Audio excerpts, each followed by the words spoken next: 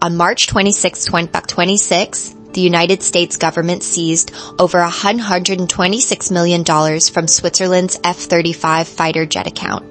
The funds were used to cover Patriot missile shortfalls from operations against Iran, a conflict Switzerland, a neutral country, had explicitly refused to join. The money they paid for jets was now subsidizing a war they wanted no part of.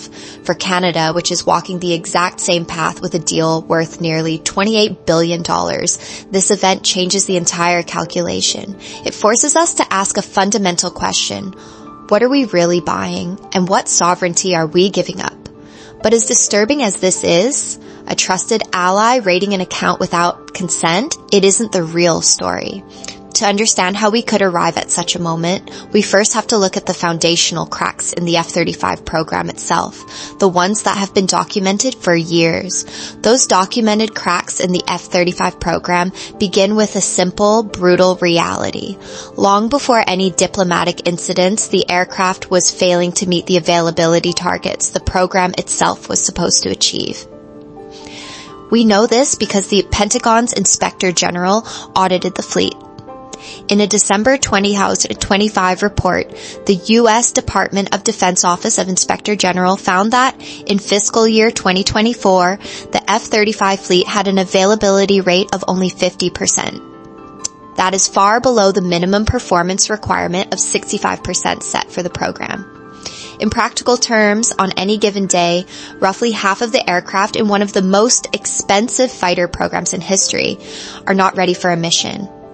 And that poor performance comes at a historic price. The U.S. Government Accountability Office now projects the total lifetime cost for the F-35 program will exceed $2.1 trillion, with sustainment costs alone surging by 44% in just 5 years.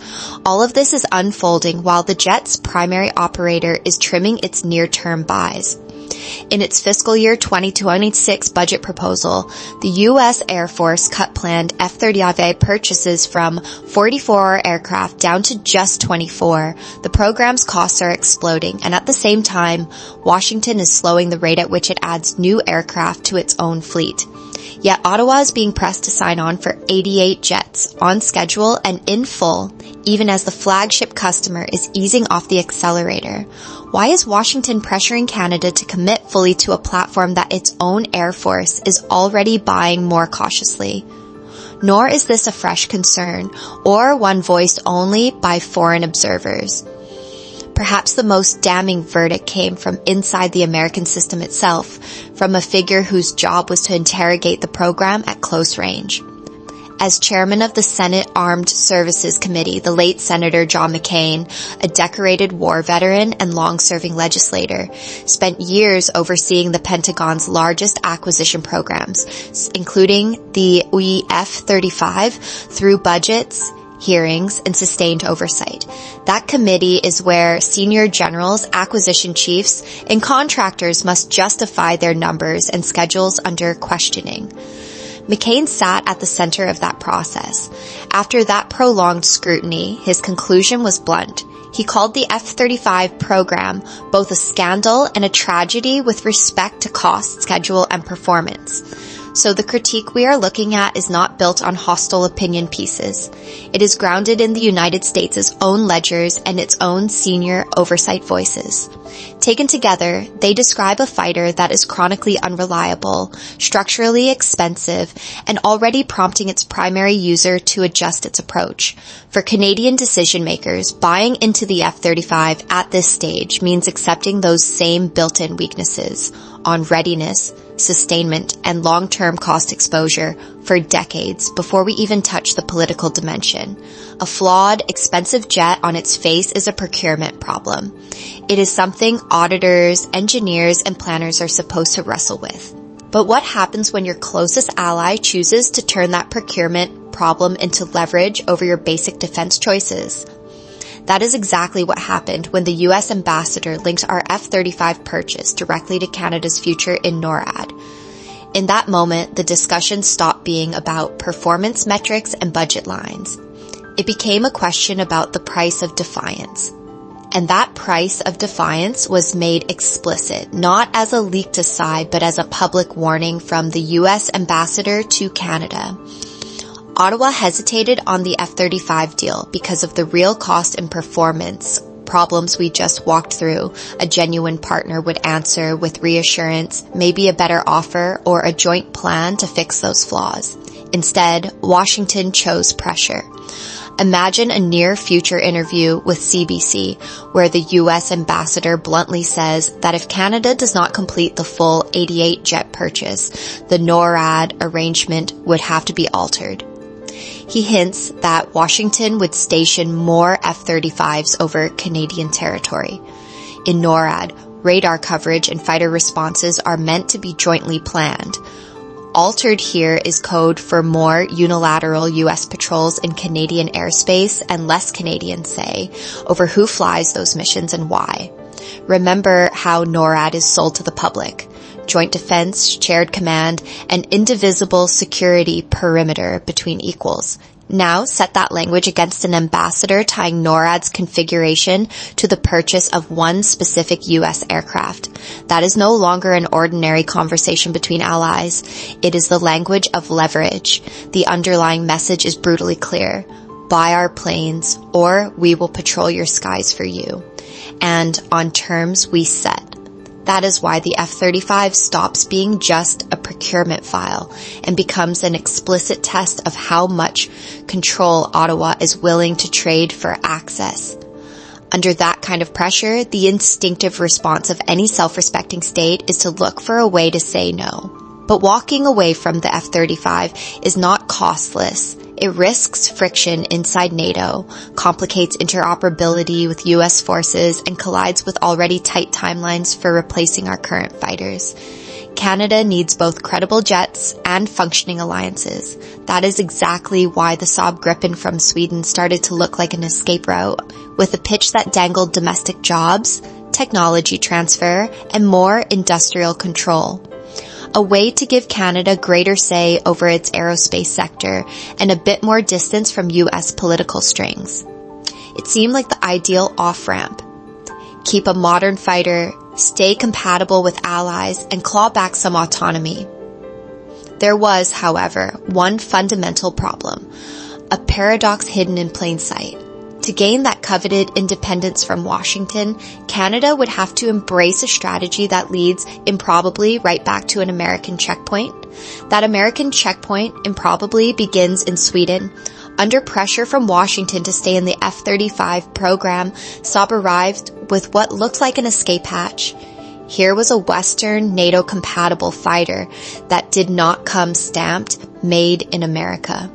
On paper, it kept Canada inside the alliance, yet it let Ottawa signal that it would not simply accept a U.S. veto. In briefing decks, the Gripen E could be sold as modernization without capitulation. We upgrade NORAD, but we do it on our terms. Saab then sweetened the deal in ways Ottawa finds hardest to resist.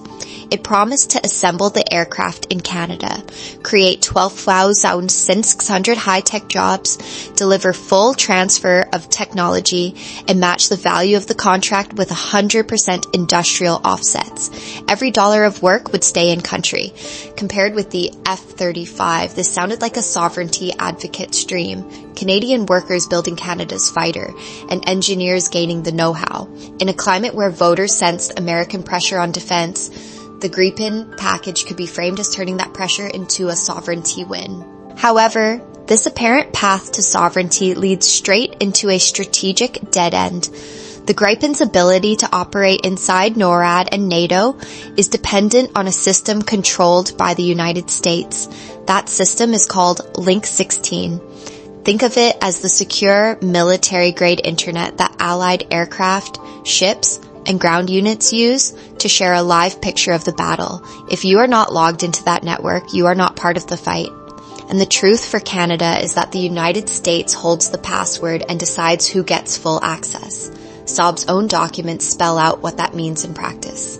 The Gripen E plugs into Link 16 through US-made MIDS terminals and US-controlled cryptographic components, the hardware and codes that let the jet send and receive those encrypted data streams.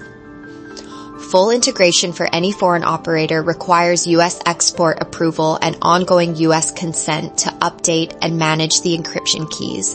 Without that approval and those keys, Canadian pilots might still fly the jet, but they could not fully tap into the targeting data, threat updates, and mission coordination that define modern NORAD and NATO operations. Here is the paradox. To sidestep dependence on the United States by rejecting the F-35, Canada would pick another jet that still needs American permission to function in its most critical missions.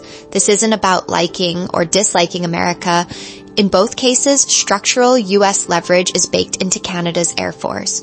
So if even the independent path is an illusion, is the only option to accept dependency as the price of safety?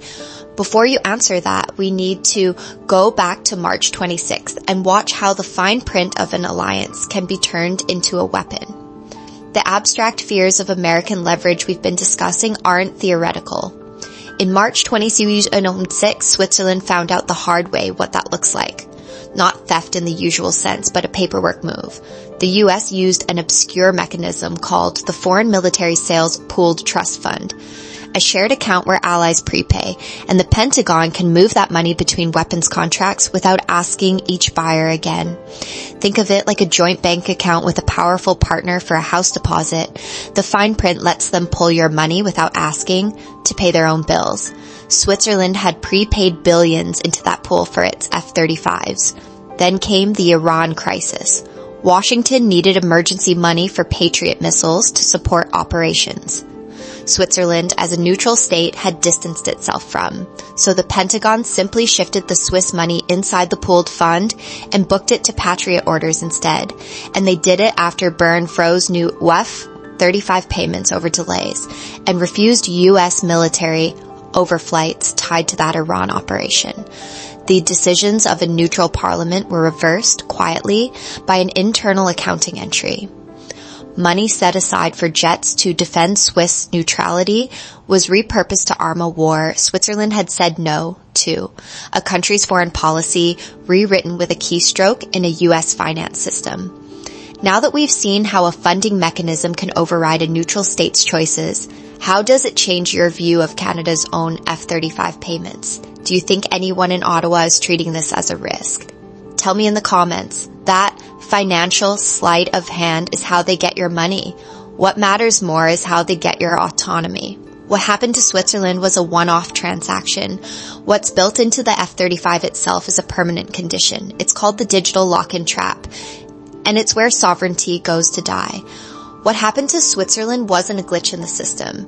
It was the system working as designed. The greatest long-term threat to sovereignty now isn't the political pressure we can see. It's the permanent, baked-in technological dependence we can't. That is the core of the digital lock-in trap. To see how it works, think of the F-35 less like a car you buy and more like a self-driving service from Tesla. You may own the metal frame and wheels, but the company controls the software that makes it move. If a dispute arises, it can quietly throttle performance or simply stop sending the updates that keep it safe. Now stretch that relationship over 30 years with no way to swap providers without grounding your fleet. That's the kind of lock-in that just blindsided Switzerland. And it's the model we're signing on to. Now apply that logic to an advanced fighter jet. The F-35's edge is not in its airframe. It's in more than 20 million lines of software code.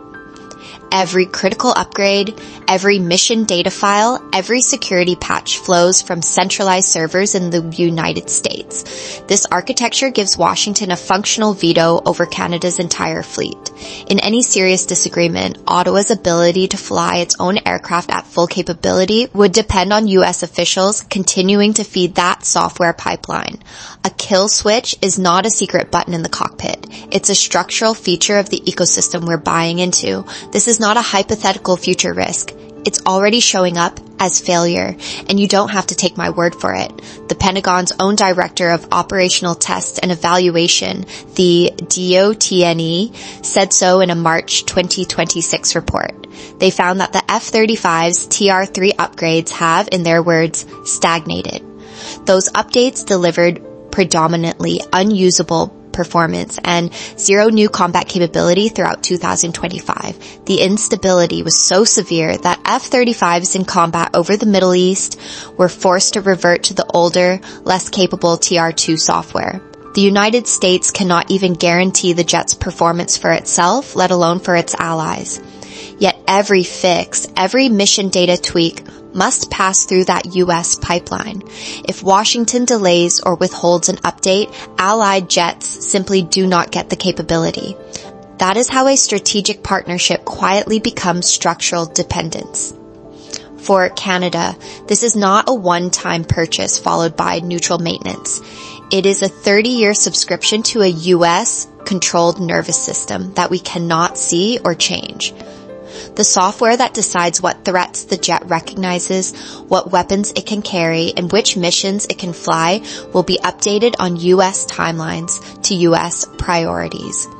That is why retired Canadian Vice Admiral Mark Norman warned that significant aspects of F-35 capabilities would be nullified without continuous U.S. support.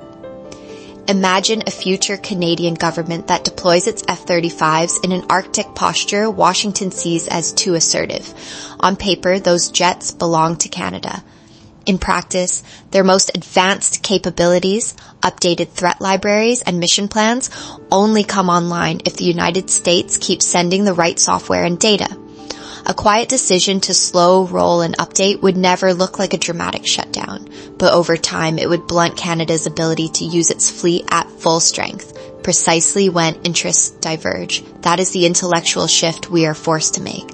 The debate we thought was about jets is about software, subscriptions, and digital sovereignty.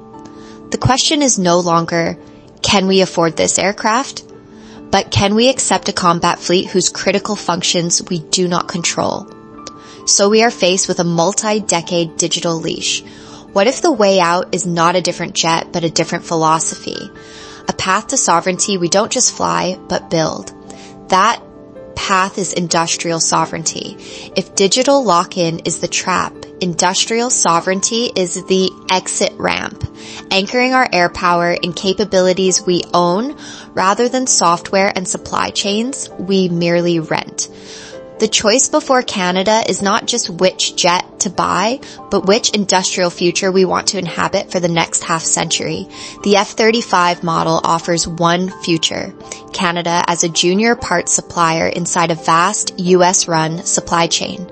We compete for subcontracts, deliver components for an aircraft we did not design, and depend on a foreign program office for upgrades, software, and sustainment. Our factories stay busy, but the design authority, intellectual property, and long-term leverage site elsewhere. It is guaranteed participation built on structural dependency. The Gripen model offers another. It is built around full technology transfer and domestic assembly, with a guarantee of up to 12,600 high-value jobs. In practice, that means thousands of engineers, software developers, avionics specialists, and skilled trades, plus hundreds of small and medium-sized firms in Canada's aerospace and advanced manufacturing regions, working not only on final assembly, but on tooling, testing, and incremental upgrades. It is exactly the kind of Building Canada ecosystem our February 2026 Defense Industrial Strategy claims to seek. Procurement that grows sovereign capability, not just throughput work. Used properly, a program like this leaves more than airframes. It embeds advanced manufacturing, systems integration, and secure software expertise that persists long after the last jet leaves service. But building this sovereignty isn't just about pride or job creation. It is a rational hedge against the character of our primary partner. In September 2025 alone, according to the watchdog Open the Books, the U.S. Department of Defense spent a record $93.4 billion in a use it or lose it year-end spree, with $50.1 billion going out the door in the last 5 working days. Buried in that rush were nearly $9 million on Alaskan king crab and lobster tails, over $200 million on office furniture, and tens of thousands on luxury items like a Steinway piano and a handcrafted Japanese flute. Taken together, they reveal an institution operating under incentives where exhausting the budget often matters more than disciplined, long-term stewardship, with spending patterns driven by fiscal year politics rather than stable capability planning. For Canada, locking our entire next-generation fighter fleet into that system means accepting exposure we cannot control to U.S. budget cycles, shifting congressional priorities, and export controls or software restrictions that can change with a committee vote. Life cycle costs, upgrade timelines, even access to critical diagnostic data would be decided in Washington first. That does not mean the F-35 will be withdrawn, or that the United States is an untrustworthy ally. It means their procurement machine is built to serve their interests and their politics, and treating it as a stable foundation for our own air power carries real long-term strategic risk that has to be priced in, not assumed away. So we are left with two futures. One is managed dependence. Canada as a reliable cog in someone else's machine with key decisions about cost, software, and support made elsewhere. The other is calculated self-reliance. Using this fighter choice to build sovereign industrial capability at home. That brings us to the final and most fundamental question of all. How much of our future are we prepared to outsource? And how much are we finally willing to build for ourselves?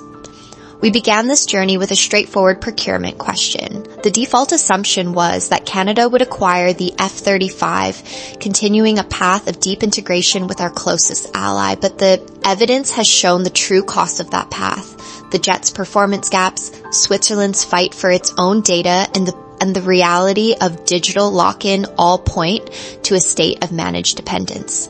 So this is no longer a simple procurement. It is a defining decision about Canada's strategic posture for the next half century. The choice is about balancing independence with cooperation, capability with control, and our immediate needs with our long-term sovereignty.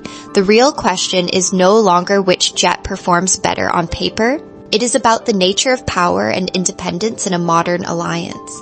Does true national strength come from the systems a nation acquires, or from the freedom to decide without external pressure what those systems ought to be in the first place? In practice, Canada is choosing a design for how much control over air power we are willing to outsource. One model of calculated dependence inside a powerful but unpredictable alliance, and another of calculated sovereignty with all of its own risks and rewards. What we can control is the test we apply to every future procurement and integration pitch. Does this expand Canada's freedom to decide or tighten someone else's hand on the lever? If you believe this is the level of conversation Canada's future deserves, subscribe for more analysis that respects your intelligence.